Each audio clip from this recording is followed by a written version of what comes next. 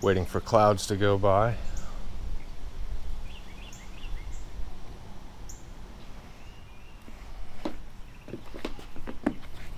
God, is that even pointed at the middle of the yak?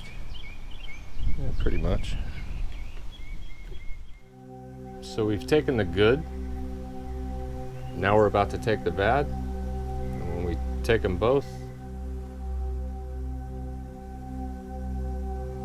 no, not that.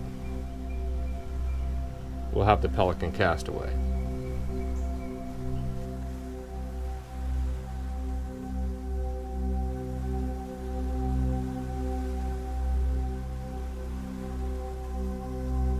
Let's have a look at the negatives.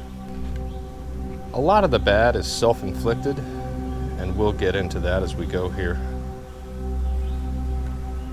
But some of the bad is the bungee system on the kayak itself. Everything faded like crazy after the first season, and I've already replaced this, and it faded over the second season. The fortunate thing is, these are super easy to replace. With the recesses that they put in here, all the knot points for the bungees are very easily accessible. That applies both to the back tank well and the paddle parks. They all have that recess, so super easy to replace. It also applies to the center console here. That's also been replaced once. It's super easy to do and actually kind of satisfying. The seat back has also been sun bleached, but for whatever reason, not the seat bottom. I don't really understand that. There must be slightly different materials. But again, if you treat the way kayaks that I do, this is kind of expected. Speaking of the seat, it is terribly uncomfortable. I have a video on that in the Pelican Castaway playlist, so be sure to check that out. There's also another one coming.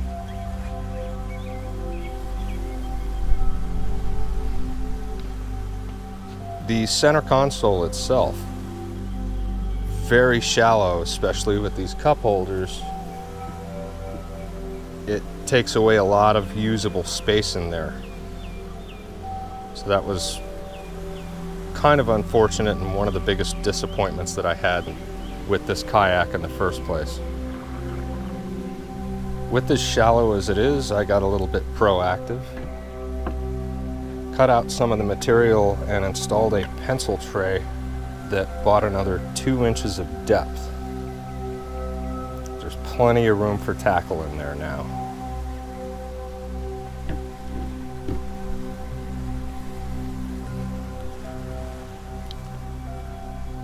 The only other huge disappointment, and it's something that you can pretty much expect with any Pelican kayak, is that if you treat it like garbage, we kind of went over this in the first one,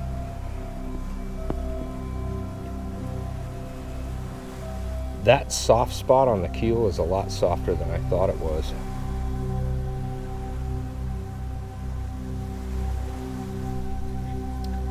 I just got done filling this thing with a little bit of water and realized that it is actually leaking a little bit. So I'm gonna have to do a repair on the keel there. A couple of the other self-inflicted things I did have to do with this area right here.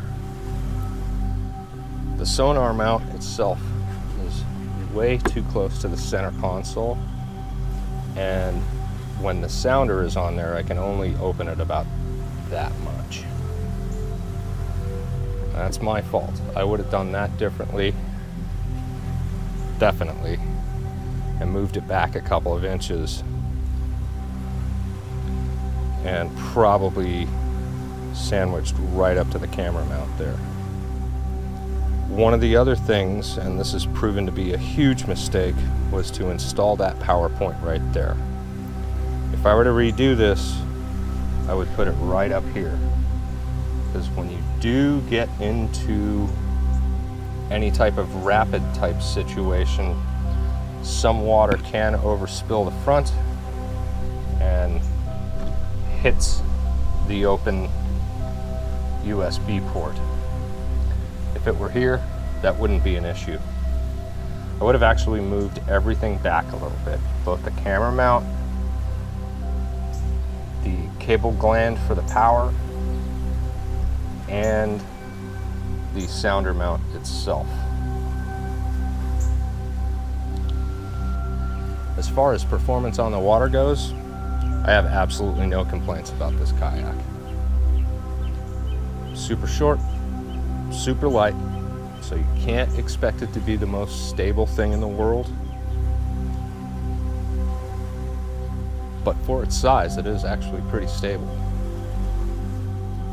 No complaints with practical use of this kayak.